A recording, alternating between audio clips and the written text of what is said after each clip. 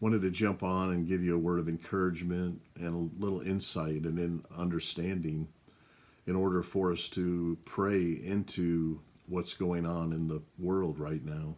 We started on March 1st the 40 days of prayer and fasting. I think it's interesting too. That was about the time when the coronavirus started to make news in the country, and we were monitoring it. And then you've seen the progression to this point where now major events are canceled, major parks are closed, schools are being shut down, on and on. And in this time, when it first began, I was really troubled, and I was really praying into this. And rather than, just to take it lightly or to overreact, just asking the Lord, for some insight and understanding, to be like a son of Issachar, which is in the Old Testament. It was spoken of Issachar that they were men of understanding, who knew the times. They had understanding of the times they were in, and they knew what Israel ought to do.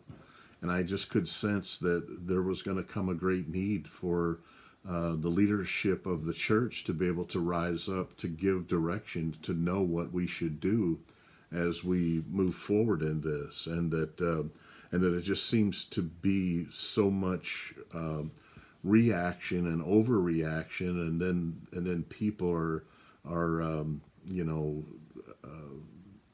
responding and watching and hearing, and then the fear of what could happen or what possibly could unfold is more deadly than the thing itself. Because if you think about it, just stop and think about it. In a country of 340 million people, I think, and we're only talking about nationwide around 50 or 60 people have died, and not to take that lightly, but 9,000 people have died this winter from the flu, the normal flu. And I saw in a paper today that in Indiana there's 10 reported cases in the whole state of Indiana. So and again, not to take this lightly, or that it can't, it can't develop into anything any worse. But I've never seen in all of my days such a overreaction to something that we know really so little about, and that what I sensed as I prayed into it and was just waiting and trying to hear from the Lord was this. The Lord just impressed me as I was praying that this is a sleight of hand, and that yes, it's an attack of the enemy, and but just like a magician who gets your attention on one part of the trick while he's got your attention fixated somewhere else, by virtue of the sleight of hand, he comes in with something else while you're fixated over here, and he comes in with something else, and all of a sudden it appears that a card appears out of nowhere, or a card changes, or which we know doesn't happen, but it appears that it happened, and it's all by the deceitfulness or the sleight of hand.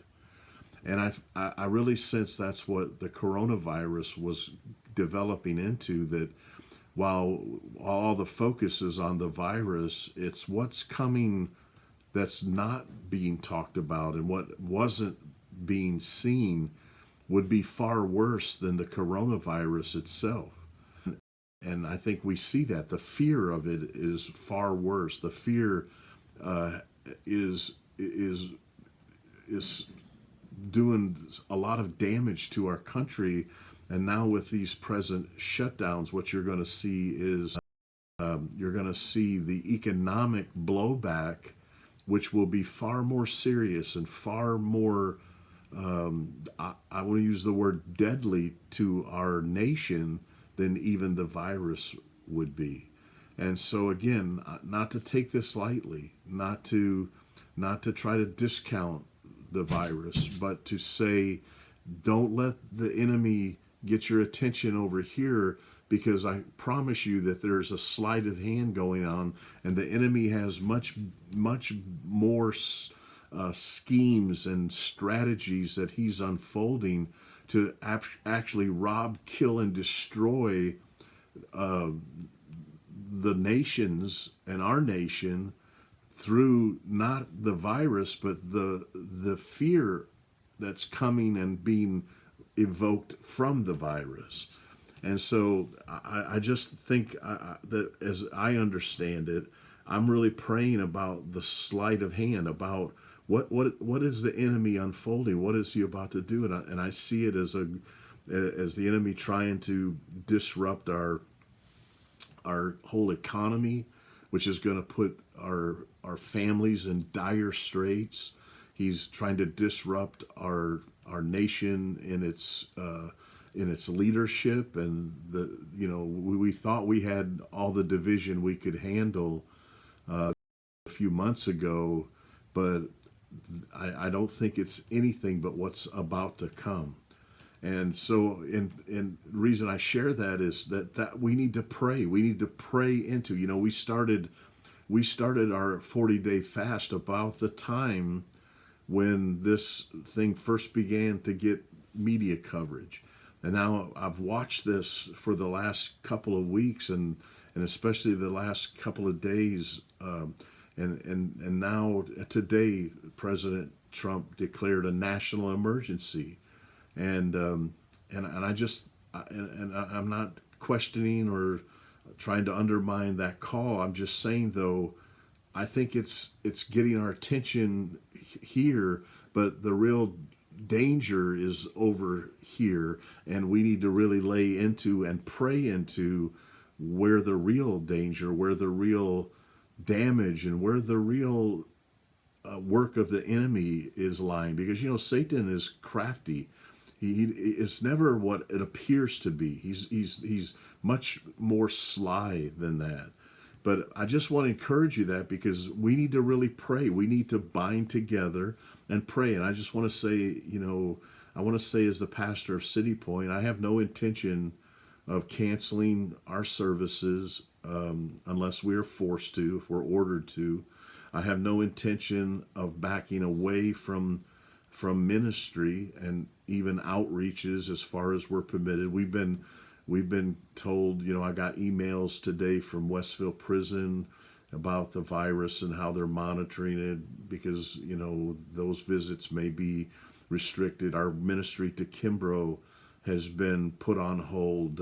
We can't go in and we can't bring them out, and so we're going to comply as far as we can. But then the Lord, how do we use this to go out then, to go out, to go house to house prayer meetings where maybe we don't get around, a large crowd, but we're ministering where we can go to my elderly families. I want to say that if you need anything, you contact us and we'll bring you groceries. We will bring you toilet paper.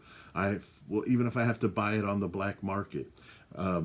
We will bring you your prescriptions. We will do anything we can, bring meals or whatever we can to serve you. We are not going to stop, and I want you to take good care of yourself, and I want you to take precautions like you would against any flu. But we're not going to overreact in fear, and we're not going to give up territory to the enemy, and we're not going to start designing our reaction based on the fear of what could be. I want to read to you some verses here that are out of Psalm 91, and I want you to read this over your family tonight. I want you to get your family together and read the Word of God together and pray together, and read Psalm 91, because this is so powerful. Listen to what it says. It says, "Those who live in the shelter of the Most High will find rest in the shadow of the Almighty. This I declare about the Lord. He alone is my refuge, my place of safety. He is my God, and I trust in him. For he will rescue you from every trap and protect you from every deadly disease. He will cover you with his feathers. He will shelter you with his wings. His faithful promises are your armor and protection. Do not be afraid of the terrors by night, nor the arrow that flies in the day. Do not dread the disease that stalks in darkness, nor the disaster that strikes at midday. Though 1,000 shall fall at your side, though 10,000 are dying around you, these evils will not touch you. Just open your eyes and see how the wicked are punished. If you make the Lord your refuge, if you make the Most High your shelter, no evil will conquer you. No plague will come near your home, for he will order his angels to protect you wherever you go.